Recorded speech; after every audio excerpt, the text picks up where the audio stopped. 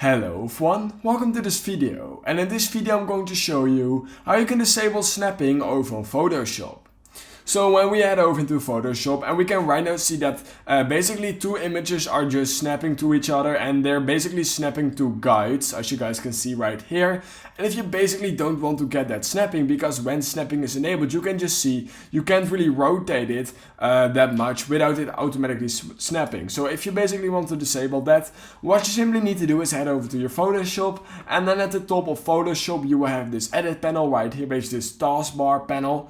And when you click on view right here, you will be able to see the snap, basically right here, the snap option. And when you just simply disable it by clicking on it, you can right now see that snapping has been disabled, and basically no guides will pop up. And if they do, they will at least not basically snap to each other. So yeah, that's how you can disable snapping on Photoshop. If you learned something from this video, then please consider liking this video and subscribing to my channel. And I hope I will see you in my next YouTube tutorial video.